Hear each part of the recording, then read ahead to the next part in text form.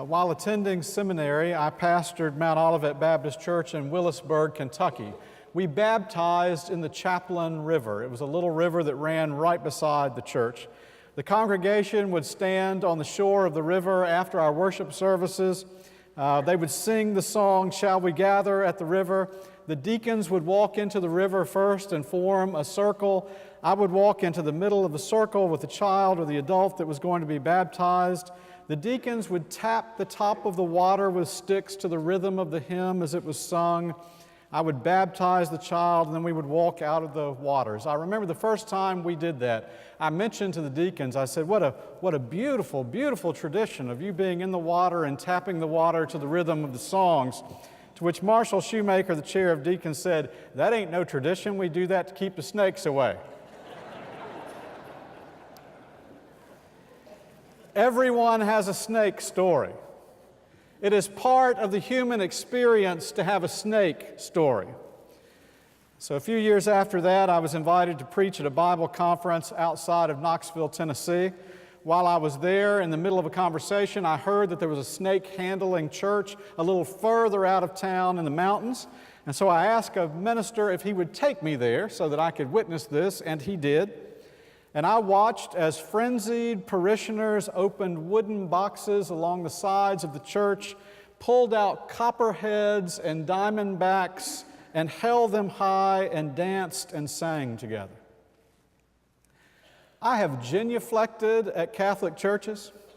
I have clapped and sang at Pentecostal churches. I have sat quietly in a Quaker circle. I have preached at a Jewish synagogue. I have meditated in a Buddhist temple. I have even taken communion at a Methodist church. But I ain't touching a copperhead and dancing with it. Yeah, everyone has a snake story. Everyone here today has a snake story. You've run into a snake in your yard, or you had a snake that's wandered into your house, or a snake as a pet, or a snake at school. We've all got snake stories. Even the first human beings on the face of the earth had a snake story. If Adam and Eve were here today, they would say to you, "Yeah, everything was going fine. We were eating all the right foods and avoiding all the wrong foods, and then there was this snake." Everybody has a snake story. And Numbers chapter 21 is Israel's snake story.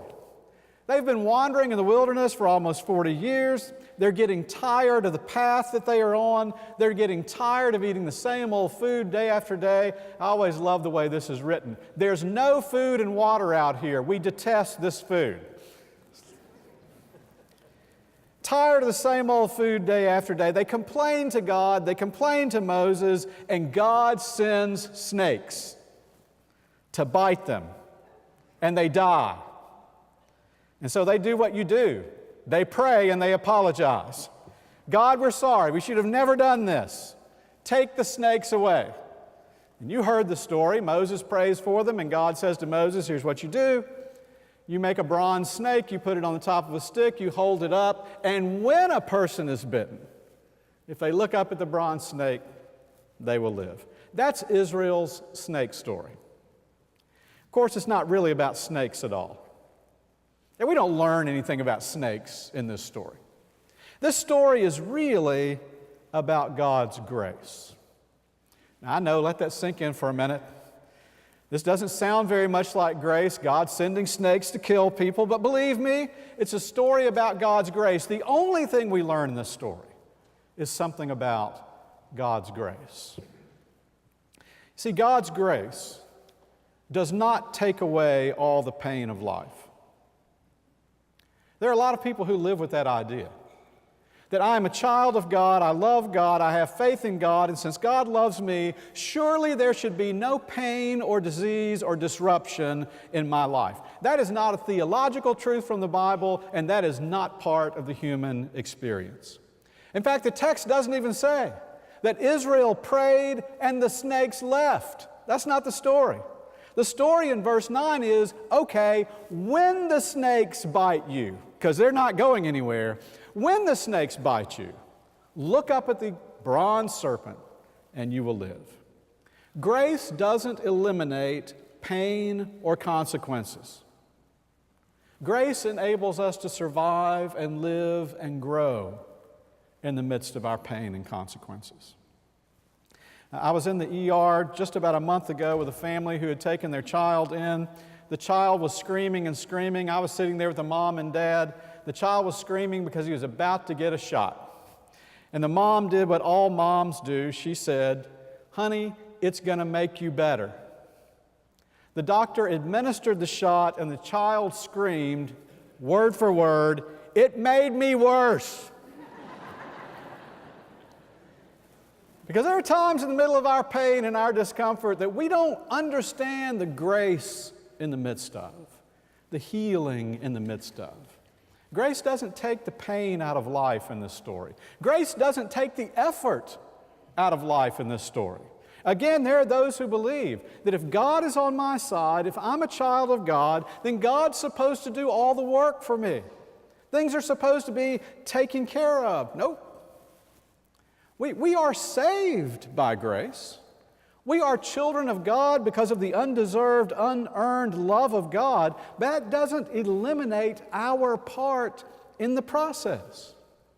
And so the text says, tell the people that when they are bitten by a snake, if they look up, if they make an effort, they will not die. Frank Tupper was a theology professor, author, preacher. He was my theology professor. He's been ill this past year, and I've been spinning over many of the things that I learned from him. One of the most cherished things that he said in a class, in fact, I have it written in the front of my Bible. It's there. I see it almost every day. Speaking about the relationship between works and grace, he said once in class, when it comes to grace, we should always trust as if it all depends on God, but work as if it all depends on us. When it comes to grace, even grace, we should trust that it all depends on God, but work as if it all depends on us. This is the message of the New Testament when you read it in its fullness. Paul says in Philippians chapter 2, we are to work out our own salvation. There are efforts to be made on our part.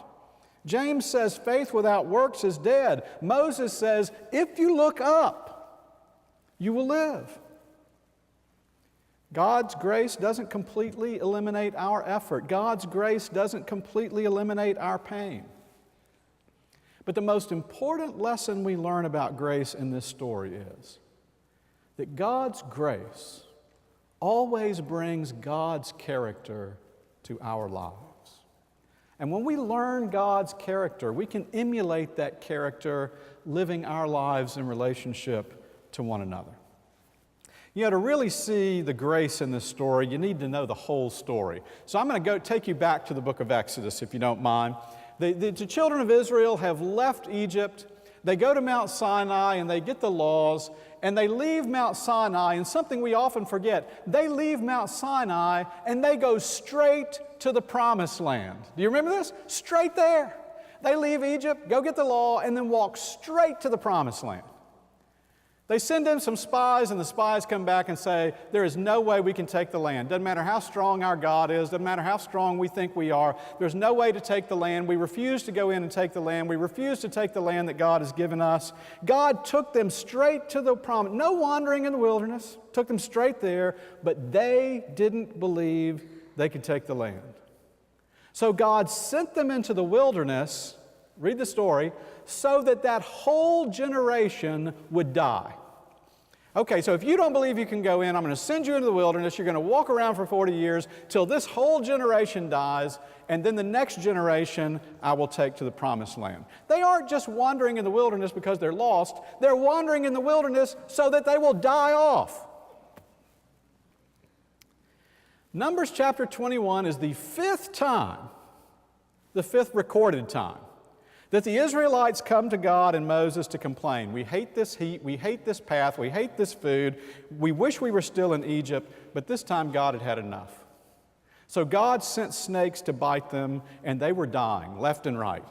And the people came to Moses and said, tell God we're sorry, tell God to take the snakes away. When they bite us, we die.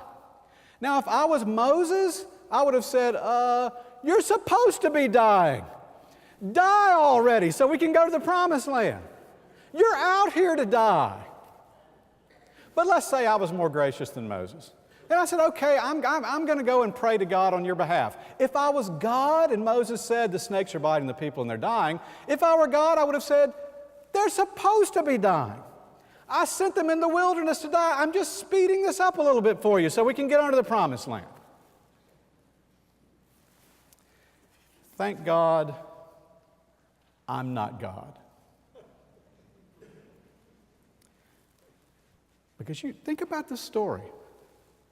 Because God reaches deep into God's character.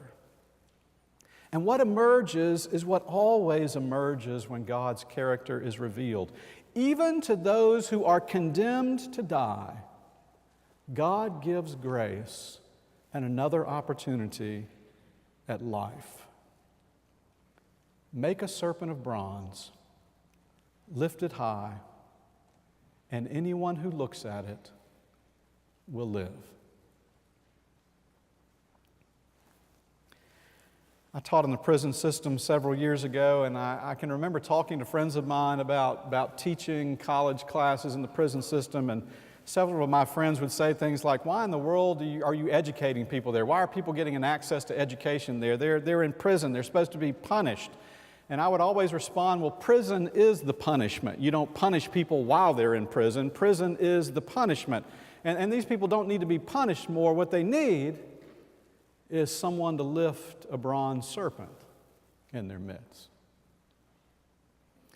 I was pastoring in Baxley, Georgia years ago, and David came into my office. David was angry, and his complaint was, you don't preach about sin enough.